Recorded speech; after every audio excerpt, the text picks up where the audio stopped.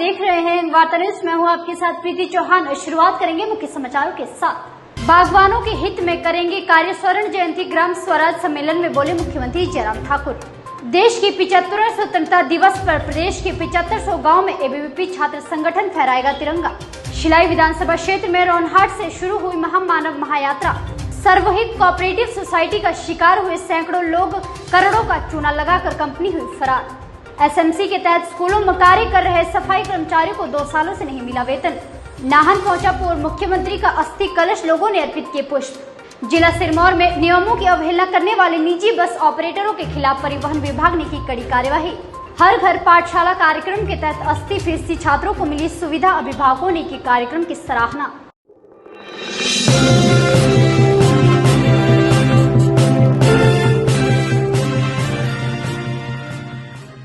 और अब समाचार विस्तार से। मुख्यमंत्री जयराम ठाकुर ने आज जुब्बल कोटखाई विधानसभा क्षेत्र के खड़ा पत्थर में आयोजित स्वर्ण जयंती ग्राम स्वराज सम्मेलन को संबोधित किया और कहा कि केंद्र प्रदेश सरकार से पंचायतों में सीधा फंड जाता है, जिससे चुने हुए प्रतिनिधि बेहतर ढंग से कार्य कर सकते हैं।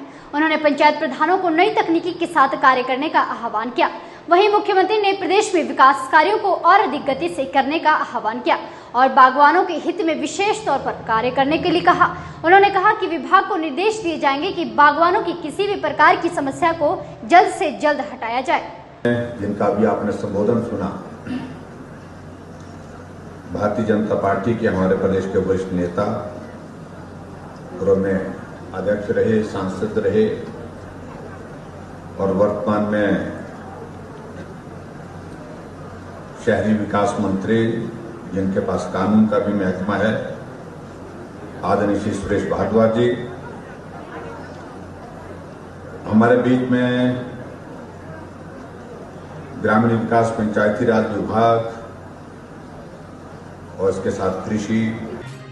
हिमाचल प्रदेश में मंडी सांसद के उपचुनाव के बाद फतेहपुर, जुब्बल कोटखाई व अब अर्की का उपचुनाव सिर पर आ गया है, जिसको लेकर सियासत गर्मा गई है। वहीं जुब्बल कोटखाई में आज मुख्यमंत्री जयराम ठाकुर ने स्वयं दौरा कर सियासी हलचल पैदा कर दी, तो वहीं दूसरी तरफ कांग्रेस पार्टी की तरफ से संभावित उम्मीदवार रोहित ठाकुर ने अकेले ही मोर्चा संभाला।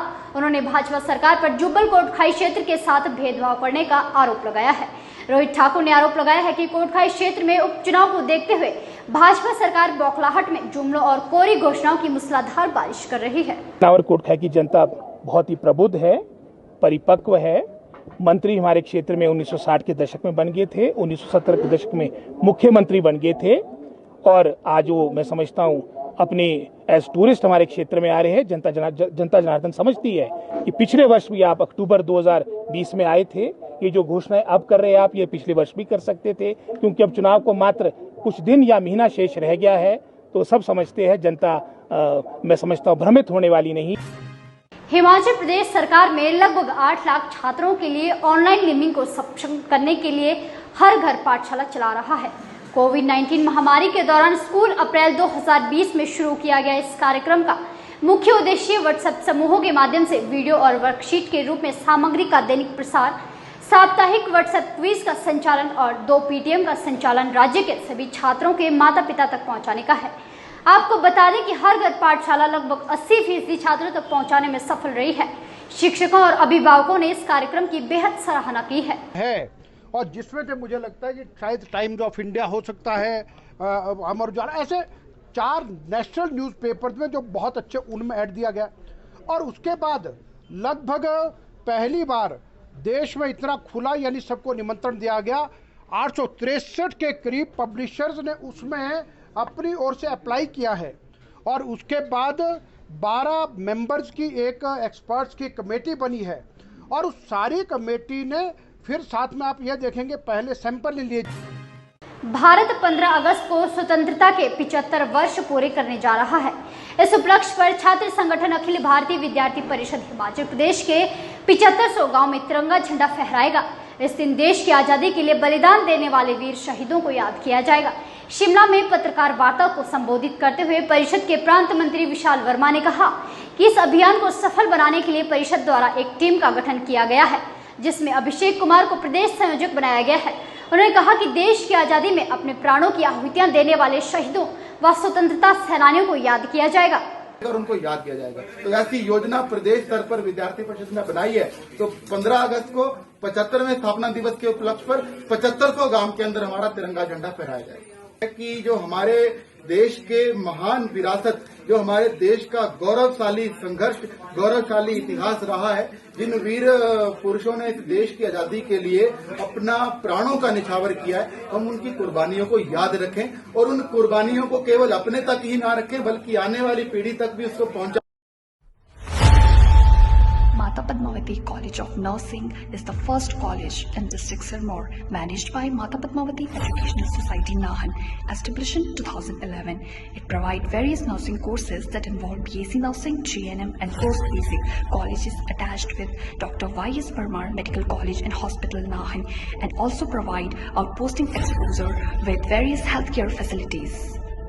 ब्रेक के बाद स्वागत है। शिलाई विधानसभा क्षेत्र के रोनहाट से शुरू हुई महामानव की महान यात्रा दिवंगत राजा वीरभद्र सिंह के अस्थि कलश पर लादी महल क्षेत्र के लोगों ने नम आंखों से श्रद्धांजलि अर्पित की।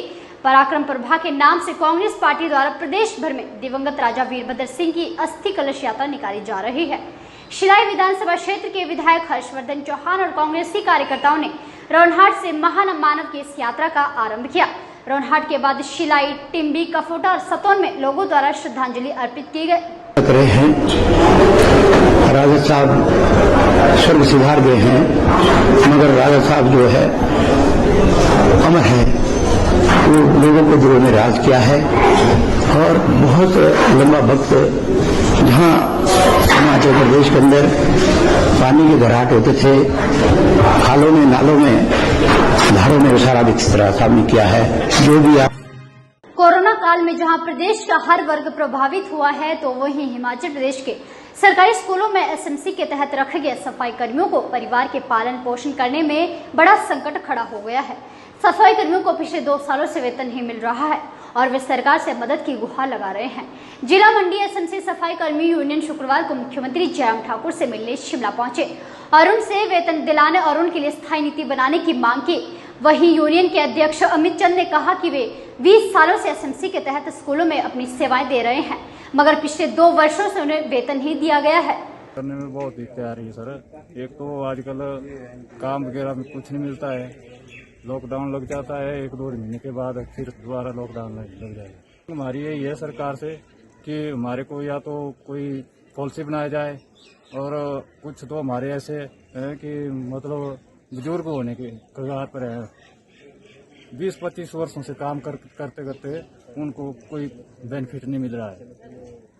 तो नियमों की अवहेलना करने पर नाहन में परिवहन विभाग द्वारा निजी बस ऑपरेटरों के खिलाफ कड़ी कार्यवाही अमल में लाई जा रही है। देर रात परिवहन महकमे की टीम द्वारा एक निजी बस को अवैध रूप से सवारियां ले जाते हुए पकड़ा गया, जिससे भारी भरकम जुर्माना भी वसूला गया। दरअसल पिछले कुछ दिनों से निजी बस ऑपरेटर अवैध रूप से सवारियों को हिमाचल व उत्तराखंड से सीमा से राजधानी शिमला पहुंचा रहे थे, जिसका सीधा नुकसान एचआरटीसी महकमे को उठाना पड़ रहा था, क्योंकि निजी बसों द्वारा सवारियां उठाने के बाद एचआरटीसी की बसें खाली चल रही थी। बस ऑपरेटर से ही मिले थे, उसी के तहत हम लोग यहाँ आए थे, क्योंकि दिन में हमने परसों भी चेक किया था, कल भी चेक किया था, हमें कोई भी बसेज नहीं मिली। फिर हमें इन्हीं ऑपरेटर्स में से किसी ने सूचित किया कि ये बसेज जो हैं वो शाम के टाइम, रात को 6 या 7 बजे के बाद चलती हैं। तो उसी के तहत हम लोग, हमारी पूरी टीम साथ में आई थी और आज हमने इस बस को पकड़ लिया। सूचना तो हमें ये मिली है कि इस बस के अलावा 5 बसेज और आ रही हैं। एक बस तो ऐसी है शायद जो उसने हमारी टिकट बुक किया और वो जो होटल वाला है उसको हमने पैसा दिया, मतलब कि आपका जो भारतीय 2000, हमारा नेपाली बोले तो 3200। उसके बाद जो अभी हम शिमला बस अड्डा पहुंचेंगे, शिमला बस अड्डा पहुंचने के बाद वहां से 150 रुपया और लगेगा हमारा भाड़ा। उसके बाद हम जगह पे पहुंचेंगे। तो लास्ट ब्रिज के इस पार, ब्रिज के उस पार नहीं कि जिला सिरमौर में सैकड़ों लोग एक सोसाइटी की धोखाधड़ी का शिकार हो गए हैं। लोगों को करोड़ों रुपए का चूना लगाकर कंपनी यहां से फरार हो गई है। सर्विस कोऑपरेटिव सोसाइटी ने साल 2015 में सिरमौर जिला में अपना कार्य शुरू किया और लोगों से आरडी के नाम पर पैसा इकट्ठा करना और यह लालच दिया कि उचित ब्याज दर के साथ उनका पैसा आरडी मैच्योर होने तक वापस दिया जाएगा। करीब 4 साल तक काम सुचारू रूप से चलता रहा और इसके बाद कंपनी ने अपना बोरिया बिस्तर बांधना शुरू कर दिया। एकाएक करोड़ों रुपए एकत्रित करके यहां से फरार हो गए। जिला सिरमौर के सैकड़ों लोग धोखाधड़ी का शिकार हो गए हैं। इसमें मतलब अकाउंट में सारा पैसा उन्होंने खाली कर दिया। जब हमारा 15,000 का चेक बाउंस हुआ तो हमारे उसमें पता लगा कि भाई अकाउंट से सारा पैसा निकल चुका है।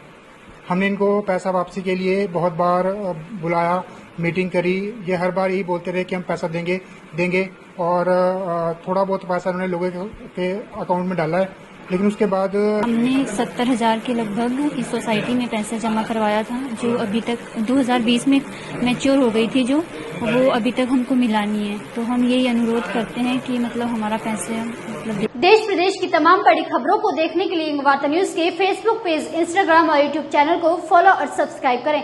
साथ ही बेल आइकन दबाना ना भूलें। इसके साथ ही तमाम बड़ी खबरों को देखने के लिए यंगवार्ता न्यूज के www.yangwarta.com वेबसाइट पर भी विजिट करें। और आज के लिए फिलहाल इतना ही।